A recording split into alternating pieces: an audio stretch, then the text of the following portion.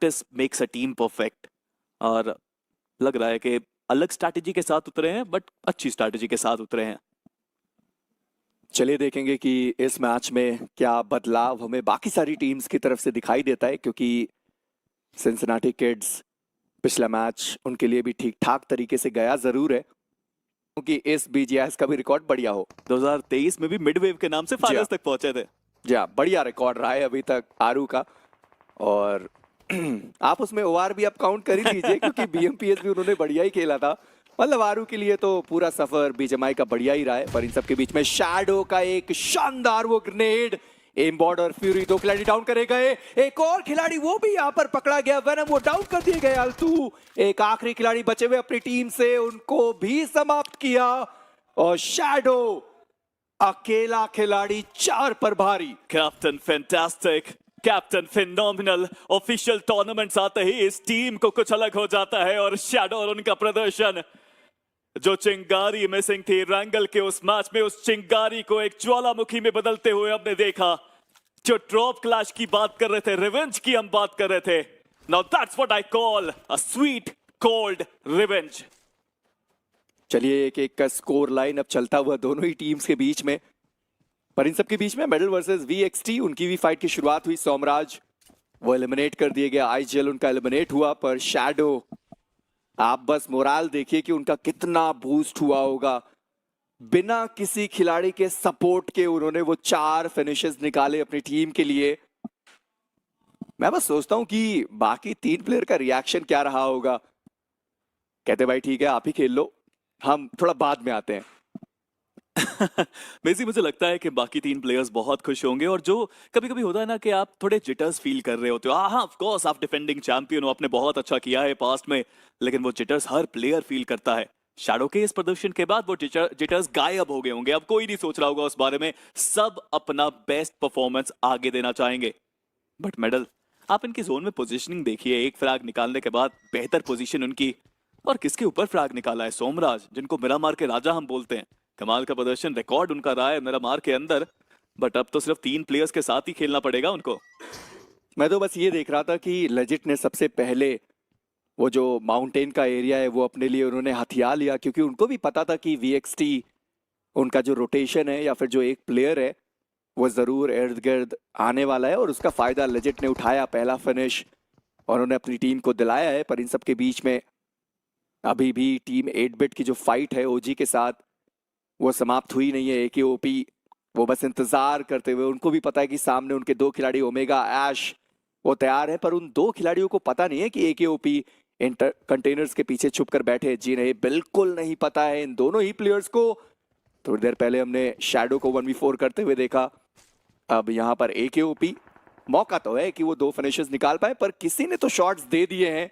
और ऐश, अब ये दोनों प्लेयर चौकन्ने हो गए। मुझे लगता है पीछे से यहाँ पे शॉट्स आए हैं और अभी भी एके के पास यहाँ पे मौका रहेगा। जी हाँ, विस्गॉड को यहाँ पे डैमेज दिया गया है। एकेओपी, इनकी प्रतिभा के परिचय को हम सब जानते हैं। उन्होंने पास्ट में भी बहुत बेहतर प्रदर्शन किया है जब भी उनकी टीम को जरूरत रही है इस चीज की। पिछले कुछ समय में उन्होंने ये भी कहा, ये उनके कथन है मेजी, कि यार मैं एमवीपी अपने आप बन जाऊंगा बट मुझे टीम को ट्रॉफी दिलानी है। ये सबसे इंपॉर्टेंट रहता है किसी भी असॉल्टर के लिए। वहीं दूसरी तरफ अगर ओवेस की बात की जाए, ये एक ऐसा खिलाड़ी है जो बहुत समय से खेल रहा है और जीत की दरकार लगा के वो अब इस बार भी आए हैं।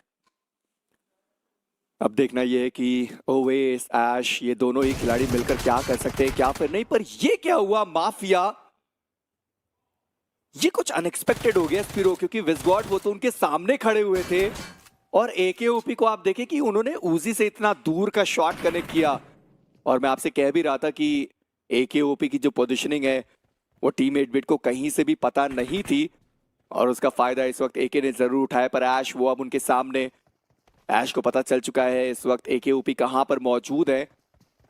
उजी ज्यादा गोलियां है नहीं और सेकेंडरी वेपन इस वक्त एकेओपी के पास मौजूद नहीं है। ऐश वर्सेस एकेओपी, यूएमपी वर्सेस उजी के बीच की ये बैटल, नो डाउट उजी का फायर रेट तेज है पर गोलियां उनके पास ज्यादा नहीं है। पर ऐश वेरॉन को उन्होंने डाउन किया है और अब एकेओपी के ऊपर पूरा भार। जी हाँ, बाहर तो है, नॉक प्लेयर को फिनिश करने की कोशिश भी वहां पे वो करते हुए, बट ऐश जरूर एक और प्लेयर को गिराना चाहेंगे। रीलोड कर लिया वहां पे खड़े खड़े उन्होंने, ये बहुत स्मार्ट चीज उनकी तरफ से। और जितनी देर तक उन्होंने डिस्ट्रैक्ट करा, वहां पे टर्मी ने आके टर्मिनेट कर दिया ओजी के उन प्लेयर्स को। वेरॉन भी खत्म, केओपी भी खत्म, और माफिया का बदला स्टाइल में लिया है इस टीम ने। बट कहीं ना कहीं मैं एक थर्ड पार्टी को ब्रू होते देख पा रहा हूँ। मिनीमैप में मैंने देखा एक टीम बहुत करीब आ चुकी है, और हमने पास्ट में ये चीज बहुत देखी है कि अगर कहीं पे ड्रॉप क्लैश हो रहा है, और ये आपको पता है आप हर बार आते हो वहां पे ड्रॉप क्लैश के अंदर अपनी मौजूदगी जाहिर करने। देखिए, नाम है उस टीम का टीम तामिलाज, और मुझे लगा था कि लॉस लियोनेस में वो सिंसिनाटी किड्स के साथ फाइट लेते हुए दिखाई देंगे, पर ऐसा हुआ नहीं था। और उनके पीछे पीछे एक और टीम रेकनिंग, उनको भी आप देख पाएंगे, यानी कि चौतरफा फाइट होने की संभावनाएं जरूर होने वाली है। ऐश उनको स्पॉट किया गया क्योया की तरफ से, शानदार वो स्प्रे 4x के साथ। कहीं से भी आसान नहीं होता वो उन स्प्रेस को कनेक्ट कर पाना, पर ऐश मुझे लगता है कि अभी भी मौका है, उनको बचाया जा सकता है। वाइपर वो तो बिल्कुल निकल गए, बस मैं इंतजार करूं स्पिरो टीम तामिलास के आने का। ज्यादा दूर वो भी है नहीं, पर इन सबके बीच में ओजी नुकसान उनका सबसे ज्यादा हुआ है। चलिए, फिनिश फीड में नाम देख के टीम तमलास भी चले गए कि नहीं यार, थर्ड पार्टी इतना नहीं करना है, चौथी टीम नहीं चाहिए वहां पे। वो चले गए जोन की तरफ, बट जोन भी यहाँ पे बन चुका है। ऐश को भी ग्रेविटी के द्वारा खत्म कर दिया गया। कमाल की ये थर्ड पार्टी। और बेसी ऐसा भी नहीं है कि पहली बार हो रहा है थर्ड पार्टी, हमने पहले भी टूर्नामेंट्स में देखा है कि जब ये दो टीम्स फाइट करती हैं, आती है पीछे से टीम, और रैंगुटैन यहाँ से बाहर निकलने की कोशिश काफी कमाल की थी, क्योंकि दो प्लेयर्स को डाउन किया था उन्होंने। बट टीम तमलास जानते हैं हम कि बिरामार अच्छा रहता है, और फोक्स ने दोनों फ्रैग्स निकाल दिए ओजी के ऊपर। जहां पर अब टीम रेकनिंग की बारी है कि वो 8 बिट के साथ फाइट लें। क्योया एक ग्रेनेड के साथ ओवेस वो ऊपर मौजूद है, एक स्टन ग्रेनेड उसका भी यूज किया गया है। पर टर्मी को आप देखें कि बहुत ज्यादा दूर है अपनी टीम से। ओवेस उन्होंने सही समय का फायदा उठाया, आगे बढ़े, एक खिलाड़ी को उन्होंने डाउन किया। पर टर्मी वो बहुत दूर थे, कवर फायर बिल्कुल आया भी नहीं। और रेकनिंग उन्होंने 2 फिनिशेस निकाले, और अब 8 बिट एक आखिरी प्लेयर टर्मी के साथ मौजूद है।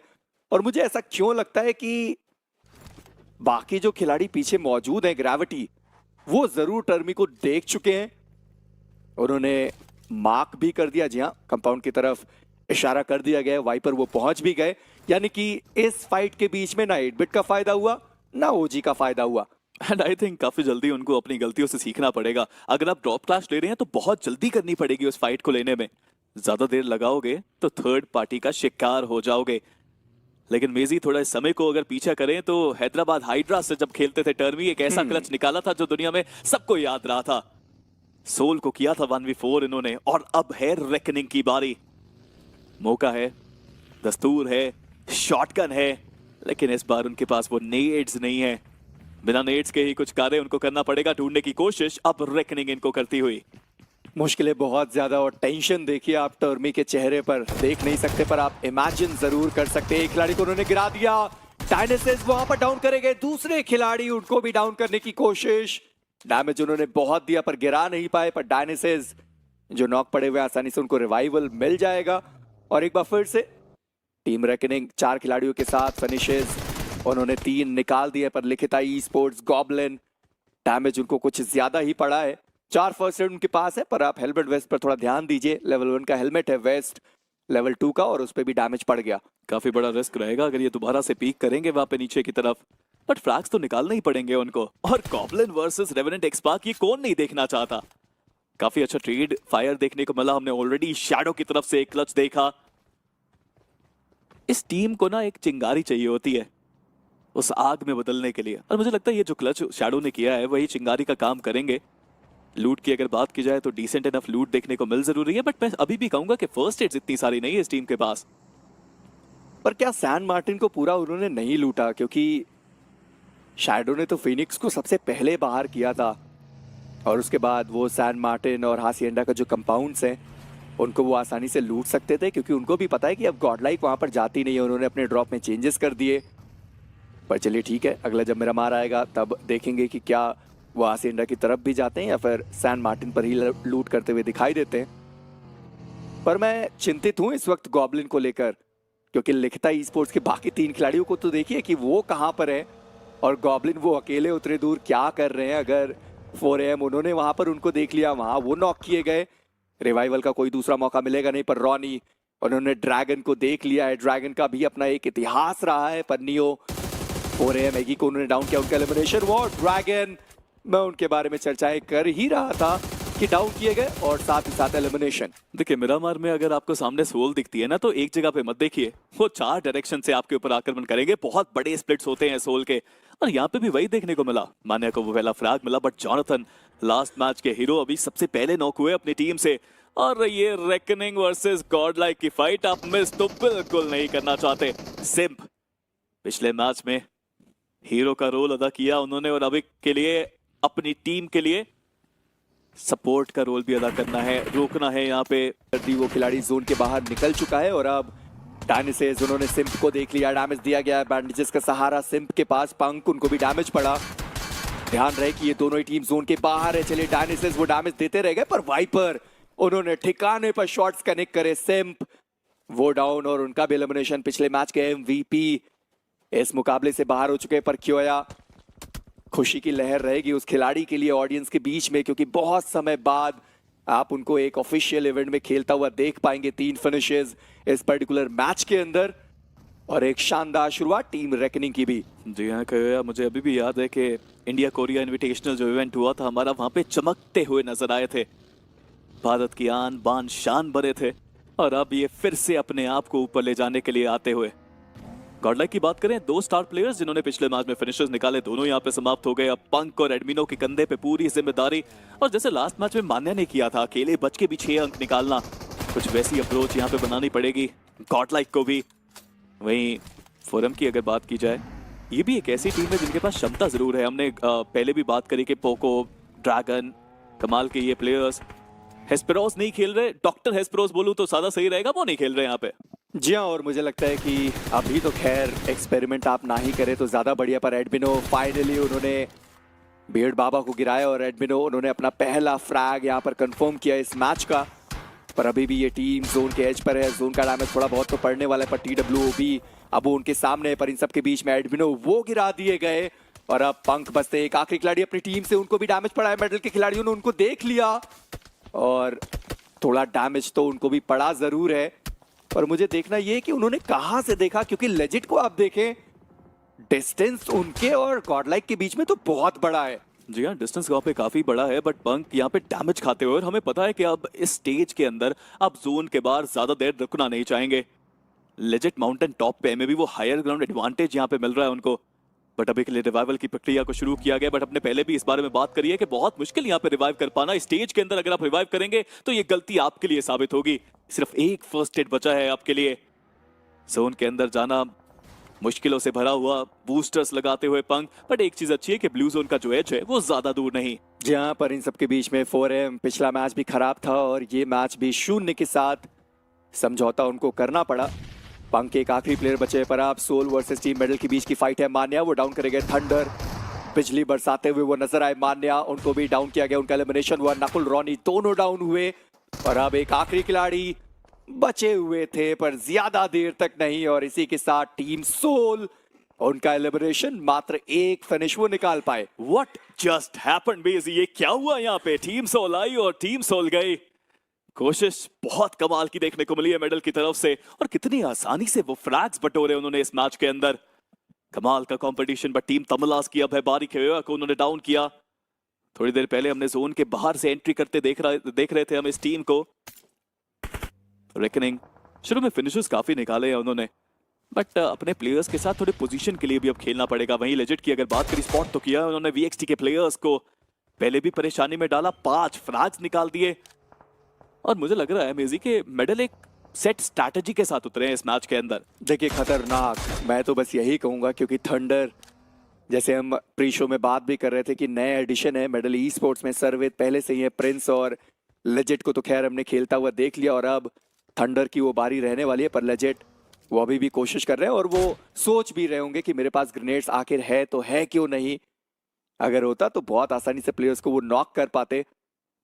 पर टॉय, उन्होंने अपने लिए 2 फिनिशेस निकाले हैं। सोमराज को बहुत पहले ही उन्होंने गवा दिया था, और उनको पता है कि हाँ, उनके सर के ऊपर एक खिलाड़ी मौजूद है, और इन सब के बीच में डैमेज वापस से उनको पड़ता हुआ। पर अब टीम रेकनिंग, दिक्कतें थोड़ी सी ज्यादा बढ़ने वाली है। टीम तामिलाज उनके बहुत करीब ग्रेनेड्स को कर लिए गए। टीम रेकनिंग HP बहुत कम है वहां पर खिलाड़ियों के पास। मैक्सी का ये ग्रेनेड टीम रेकनिंग को एलिमिनेट भी कर सकता है। करीबी मामला उस ग्रेनेड का, और वो कनेक्शन बनाता हुआ जो खिलाड़ी डाउन थे वाइपर, उनका एलिमिनेशन हुआ। डायनेसिस वो नॉकड आउट हो चुके हैं। इनके फैंस इनको डांसिंग मैक्सी बोलते हैं। कमाल का इनका रोटेशन रहता है, मूवमेंट्स रहती है, और यहाँ पे भी वो बेहतर करते हुए एकदम एक्यूरेट नीड्स के साथ 2 फ्रैग्स बटोरे उन्होंने, और टीम तमिलास तकिड़ा करते हुए अब आगे बढ़ती हुई। आई थिंक रावण ने बिल्कुल सही कहा था कि टीम तमिलास मिरामार में अच्छा प्रदर्शन करती है। समय बदला है, जोन का खेलने का तरीका बदला है, लेकिन उसके बाद भी टीम तमिलास का प्रदर्शन अभी भी सेम मिरामार के मैचेस में। इवन रेकनिंग शुरुआत अच्छी होने के बाद सिर्फ एक प्लेयर बचा है, और वही एक प्लेयर की बात करें तो पंक। अब यहाँ पे पेशेंस दिखाने के अलावा कोई चारा नहीं, बट अभी भी आप जोन के बाहर हैं। अगले सर्कल में जाना काफी मुश्किल पंक के लिए भी। और आप देखिए कि सर्कल के अंदर मौजूद कौन है। पिछले मैच में 0 पर एलिमिनेट होने वाली टीम K9 वो जोन के अंदर है। जोन का एडवांटेज इतना बड़ा है उनके लिए, मेडल उनके पास, जोन का पूरा एडवांटेज, और साथ ही साथ हाई रिच के एडवांटेज के साथ वो टीम मौजूद है। वहीं पर रेवेनेंट एक्सपार्क पिछले मैच में 0 पर एलिमिनेशन। इस बार जोन का एडवांटेज है, मैन एडवांटेज है। सिंसिनाटी किड्स वो भी ज्यादा दूर है नहीं, पर मैं अभी भी गॉब्लिन को देख पा रहा हूं, जहां थे वहीं पर मौजूद हैं। उनके साथ हेक्टर थोड़ा नीचे, पर बाकी 2 खिलाड़ी अभी भी जोन के बाहर। जी हाँ, बट जोन के अंदर अगर टीम्स के बारे में बात करें तो K9 है, और अभी तक कोई एक्शन देखने को मिला नहीं है उनकी तरफ से। बट यहाँ पे देखिए लेजेंड मिनी के साथ जो प्रहार उन्होंने किया, सिंगल टैप्स उन्होंने दिए, डैमेज बहुत दिया। और VXT टीम तमिलास के साथ अगर कोई और टीम है जिनको जाना जाता है मिरामार में अच्छा करने के लिए, तो वो VXT है। लेकिन अपने कप्तान के बिना फंस गए जोन के बाहर। गाड़ियां डैमेज बहुत, जोन तक पहुंचने का सफर बहुत मुश्किल। पैदल यार, पैदल तो नहीं पहुंच पाएंगे, ये तो क्लियर बात है। और सबसे बड़ी बात, उन्होंने अपने एक खिलाड़ी को छोड़ दिया। उनको भी पता था कि अब मौका है नहीं कि वहां पर उनको रिवाइव किया जा सके, पर एक आखिरी खिलाड़ी ग्रेविटी वो बचे हुए टीम तमिलास। अभी थोड़ी देर पहले 2 खिलाड़ियों को उन्होंने एलिमिनेट किया था, पर ये क्या हुआ, फॉक्स वो डाउन हुए, मैक्सी उनको डाउन कर दिया गया। जो तीसरा खिलाड़ी बचा हुआ है वो ग्रेनेड को करते हुए दिखाई दिए, पर आखिरकार रिको उन्होंने फुल स्टॉप लगाया ग्रेविटी के ऊपर। टीम रेकनिंग उनका एलिमिनेशन 7 फिनिशेस के साथ, टीम तमिलास 6 फिनिशेस हो चुके हैं। देखिए जाते जाते थोड़ा सा परेशानी में तो डाला है वो 2 फ्रैग्स एक्स्ट्रा जो निकाल दिए इनके ऊपर, शायद वो चिकन डिनर के सपने पे रोक लगा दी। बट एस पावर फाइट करते हुए सुपरमैन को उन्होंने डाउन किया। देखिए VXT के लिए जोन में जाना मुश्किल है, और जोन में पहुंचना है तो लड़ाई करनी पड़ेगी। वहीं दूसरी तरफ गॉडलाइक का एलिमिनेशन पिछला मैच बहुत अच्छा, और इस मैच में इतने कंसिस्टेंट साबित नहीं हुए। लिखिता ई स्पोर्ट्स मीनवाइल 2 फ्रैग्स निकाल चुके हैं, और एक और नेड हेक्टर के हाथों में। ये जादूगर है ये प्लेयर, कमाल का एफर्ट उनकी तरफ से। और लीजिए 5 फ्रैग्स लिखिता ई स्पोर्ट्स के खाते में। देखिए सही कहा आपने, हेक्टर जादूगर तो है ये खिलाड़ी। जिस तरीके से सपोर्ट से निकलकर IGL तक का सफर तय किया, और लैन इवेंट्स में भी इस खिलाड़ी ने बहुत बढ़िया खेला है।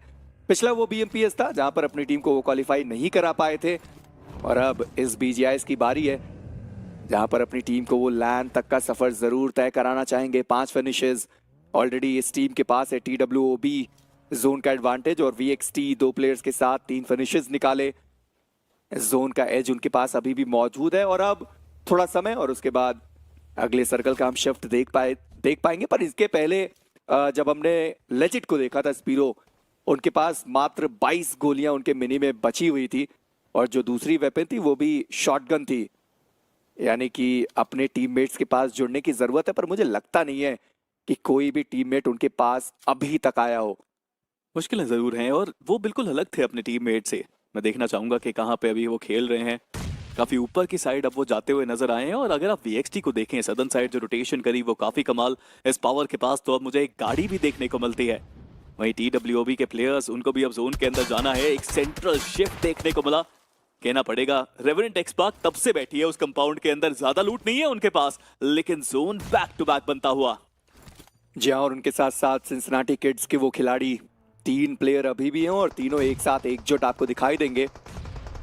पर रेडन ग्रेनेड के साथ वो तैयार है। उन्होंने TWOB उनको देख लिया गया है। यशु वो सबसे पहले आ गया है, पर उन्होंने अपनी फुटस्टेप्स दे दी है। पर यशु वो फाइट करना चाहते हैं। रेडन वर्सेस यशु की ये फाइट है, 1v1 की ये फाइट। पर आप अकेले क्यों जाना चाहेंगे जब आपके पास वहां पर 2 और खिलाड़ी मौजूद हैं? और रेडन, उन्होंने उन 2 खिलाड़ियों को नॉक किया, और एस्पावर थे जिन्होंने एनोनिमस को एलिमिनेट किया है। पर एस्पावर वो खुद भी डाउन हो गए। जी हाँ, वो खुद भी डाउन हुए और बचने का कोई सवाल ही नहीं। प्रिंस ओजी ने वहां पे एस पावर को खत्म किया और रेडन को थंडर ने खत्म कर दिया। आप यहाँ पे पोजीशनिंग देखिए, मैं तो कायल हो गया इनकी स्ट्रैटेजी का, जिस तरह से खेल रही है मेडल यहाँ पे। बट अब डिफेंडिंग चैंपियंस की है बारी। जूसी वो बैकफुट पे जरूर जा सकते हैं। एक तरफ से लिखिता ई स्पोर्ट्स के प्लेयर्स भी जोन के अंदर एंट्री करने की कोशिश कर रहे हैं, बट ये नेट्स, ये कमाल का खेल, ये स्पिरिट बीजीएमआई ऑफिशियल इवेंट्स खेलने की, और 6 फ्रैग्स रेवेनेंट एक्सपॉक्स की झोली में। अभी तक बढ़िया खेला है, पर सिंसिनाटी किड्स उनके लिए एक खराब रिजल्ट रहा। इतने देर तक उन्होंने सर्वाइवल गेम खेला, मात्र 1 फिनिश निकाला। सर्वाइवल के उनको वो 2 पॉइंट्स नो डाउट मिलने वाले, पर फिनिशेस ज्यादा नहीं है। लिखिता ई स्पोर्ट्स 4 प्लेयर के साथ, 3 नियो ने निकाले, 3 गॉब्लिन। जायरेक्स वो 1 के साथ है। हेक्टर अभी तक खाता खुला नहीं, पर फर्क नहीं पड़ता क्योंकि टीम के पास वो 7 फिनिशेस हैं। पर रेवरेंट एक्सपार्क, उनको भी पता है कि जो टेबल टॉपर्स थे वो जा चुके हैं। फिनिक्स, उनको तो उन्होंने एलिमिनेट किया। पर गॉब्लिन को आप देखें, ये बढ़िया रणनीति है कि अगर आप हाई रेंज एडवांटेज पर जा रहे हैं तो आपके पास गाड़ी होनी चाहिए। पर नियो का एक कमाल का स्प्रे, शैडो उनको डाउन किया गया है। और अब रेवेनेंट टीएक्स बचती है 2 प्लेयर्स के साथ। जी हाँ, यहाँ पे कॉल देनी पड़ेगी कि नेट भी वहां पे डाला था, और maybe that's the reason कि गॉब्लिन ने गाड़ी पलटी अपनी, बट जोकर उन्होंने स्पॉट किया गॉब्लिन को, नॉक करके इजीली मोलोटॉव से फिनिश करने की कोशिश है उनके मन में। और लीजिए, फिनिश कंफर्मेशन भी आया जोकर के लिए। 7 फ्रैग्स निकाल चुके हैं रेवेनेंट एक्सपार्क। बट लिखिता ई स्पोर्ट्स वो अटैक करना अभी भी चाहते हैं इस पोजीशन के अंदर। जोन का शिफ्ट बहुत क्रूशियल रहेगा। अगर यहाँ पे जोन नहीं आया, जिसकी संभावना ऑलरेडी काफी कम है, तो मुश्किलें बहुत बढ़ेंगी। बट मेसी मैं थोड़े हद तक हैरान भी हूँ कि K9 ने अभी तक कोई फाइट्स नहीं करी है, 0 फिनिशेस हैं इस टीम के पास। देखिए, पिछले मैच में वैसे भी वो 0 पर एलिमिनेट हुए थे, तो उनको भी पता है कि अगर आप सर्वाइवल गेम खेलते हैं तो अंत के समय पर आपको फिनिशेस मिल जाने हैं। ऑन एन एवरेज हर एक मैच में आपको 7-8 पॉइंट्स ही तो चाहिए, और आप आसानी से टॉप 8 के अंदर पहुंचेंगे और क्वार्टर फाइनल्स तक का जो सफर है वो आप डायरेक्टली तय कर सकते हैं। पर इन सबके बीच में स्लग, उन्होंने एक खिलाड़ी को देखा है, जायरेक्स, उनको थोड़ा डैमेज पड़ा। पर मैं अभी भी देख रहा हूँ कि टीम तामिलास का वो खिलाड़ी प्ले जोन के बाहर, उनको डैमेज पड़ता हुआ। और अब मिस्टर आईजीएल, उनका भी अंत हुआ। टीम तामिलास 6 फिनिशर्स निकाले, साथ में 3 प्लेसमेंट पॉइंट। कोस रहे होंगे अपने आप को कि यार काश वहां पे 2 प्लेयर्स ना गवाए होते, काश हमने ग्रेविटी को बस नेट से खत्म कर दिया होता। खुद अटैक करना जब आपके पास 4 प्लेयर्स हैं, नेड्स हैं, गलती साबित हुई टीम तमलास की। बट जैसा मैंने कहा, जोन रेवेनेंट एक्सपार्क पे तो नहीं बनने वाला, दूर गया और मेडल के पास इस मैच में चिकन निकालने का पूरा मौका। बट आप रेवेनेंट एक्सपार्क के बारे में सोचिए मेजी, कैसे निकलेंगे वहां से? एक तरफ लिखिता ई स्पोर्ट्स अटैक करती हुई, दूसरी तरफ K9 उनकी तरफ तेजी से बढ़ते हुए। जी हाँ, और ये आखिरी का जो बैटल है उसमें K9 जरूर चाहेगी कि जीत हासिल कर पाए, क्योंकि पिछला मैच 0 पर समाप्त हुआ था और इस मैच में अभी तक उस टीम ने एक भी फ्रैग नहीं निकाला है। पर लेजेट, क्या शानदार इस खिलाड़ी ने खेला है। BMPS लैंड फाइनल्स को आप याद करें, बढ़िया वो खेल कर गए थे अपनी टीम के लिए। थंडर आते ही 4 फिनिशेस वो ले गए। मैं हैरान हूं देखकर कि आपने टीम में चेंजेस करे, बदलाव करे, उसके बाद सिनर्जी की कोई कमी नहीं है, कॉलिंग में कोई कमी नहीं आ रही है। और सर्वित का एक ही काम होता है कि अपनी टीम को अगर कभी वो फंस जाए तो प्लेसमेंट पॉइंट वो अपनी टीम को जरूर दिलाएं। मेजी, याद की बात करी तो एक चीज याद दिला दी आपने मेरे को। मैंने इंटरव्यू लिया था लेजेट और जॉनथन का एक ही टेबल पे, एंड इट वाज ब्रिलियंट। जिस तरह से दोनों ने यहाँ पे अपनी मंशा जाहिर करी थी कि हम तो परफॉर्म करेंगे, आगे भी करते रहेंगे, और वही चीज यहाँ पे भी होती हुई। बट वहीं अगर बात की जाए रेवेनेंट एक्सपार्क की, अब जोन के अंदर जाना बहुत मुश्किल, शॉट्स आते हुए सारंग की गाड़ी के ऊपर, और कितना दूर आ गए हैं यहाँ पे सारंग। अगर देखा जाए तो एक बहुत बड़ा स्प्लिट अप देखने को मिलता है। वहीं अगर बात की जाए रोटेशंस की, तो K9 की रोटेशन भी अव्वल दर्जे की। हालांकि अभी तक कोई फ्रैग निकाला नहीं था, बट हेक्टर के ऊपर ये नॉक, ओमेगा ने हेक्टर को डाउन किया। लेट मी रिपीट, ओमेगा ने हेक्टर को डाउन किया। काफी खुश स्पीरो, और चैट सेक्शन में तो खैर हमें पता है कि इस वक्त क्या चल रहा होगा। पर ओमेगा वो चाहते हैं कि जो फिनिश है उसे कंफर्म किया जाए। पर जोकर एक स्टन ग्रेनेड के साथ, हालांकि उन्होंने वो स्टन ग्रेनेड थ्रो नहीं किया है, पर मेडल मौका तो स्पीरो खैर उनके पास भी है कि वो चिकन डिनर निकाल पाए। पर इन सबके बीच में सारंग, ओमेगा के द्वारा वो भी डाउन किए गए, उनका एलिमिनेशन हो चुका है। और ये पहला फिनिश आईजीएल साहब ने अपनी टीम के लिए खुद दिलाया है। और अभी भी आप देखें, centre of the circle K9 के पास। जी हाँ, K9 के पास पूरा मौका चिकन निकालने का। निंजा बॉय का नेट, हेक्टर को दोबारा से यहाँ पे डाउन किया गया। अब अटैक करने की है बारी, बट गाड़ी क्या फंस गई है वहां पे, ये भी एक संभावनाएं बनती हैं। इन सभी के बीच में मेडल बिल्कुल शांत है, but omega that spray was good. एक लगभग बर्स्ट स्प्रे किया, वापस क्राउच करके कवर में आए, डैमेज बहुत दिया, बट आगे देखिए स्लग कितनी आगे वो बढ़ चुके हैं। ये नॉक पुश करने की है स्ट्रैटेजी। थंडर ने हेक्टर को एक और बार डाउन किया। नियो बचे हैं अपनी टीम के अब एक लौती होप। क्या ये खिलाड़ी कुछ खास कर पाएगा? जी नहीं, लेजेंड का नेट, नियो भी डाउन। अब दो टीम्स के बीच में एक करारी फाइट है, बट भूलिए मत एक टीम का एक प्लेयर बचा है, रेवेनेंट एक्सपार्क का एक प्लेयर बचा है, बट स्लग बेहतरीन तरीके से एक नॉक निकाला। एक और नॉक यहाँ पे निकलता हुआ जोन के बाहर से। कमाल का एफर्ट चल रहा है यहाँ पे। K9 they are playing on a different level, but कहना पड़ेगा रेवेनेंट एक्सपार्क का एक प्लेयर अभी भी गाड़ी के अंदर बैठा है। देखिए नाम क्या है उस खिलाड़ी का, जोकर। पहले भी हमने उनको क्लचेस करते हुए देखे और एक बार फिर से वो प्लेयर अकेला बचा हुआ अपनी टीम से। निंजा बॉय आगे बढ़े, थंडर को देखा, उनको डाउन किया गया। और अब मेडल ई स्पोर्ट्स उनके एक आखिरी खिलाड़ी बचते हुए प्रिंस। जी नहीं, एक और खिलाड़ी शायद वहां पर मौजूद रहेंगे। जी नहीं, वो तो खैर डाउन है। थंडर उनका एलिमिनेशन हुआ और अब प्रिंस वो आखिरी खिलाड़ी बचे हुए अपनी टीम से। जोकर इस बार वो कारनामा नहीं कर पाए, जोकर का एलिमिनेशन। और K9 पिछले मैच में 0 के साथ एलिमिनेशन और इस मैच में 15 फिनिशेस, माफ करिए 5 फिनिशेस और जो 10 प्लेसमेंट पॉइंट है शायद वो उनको आसानी से मिल पाए। जी हाँ, ये चिकन डिनर टीम K9 के खाते में। जी हाँ, बेहतर एफर्ट उनकी तरफ से देखने को मिल रहा है और K9 क्या कमाल का रोल दिखाया है।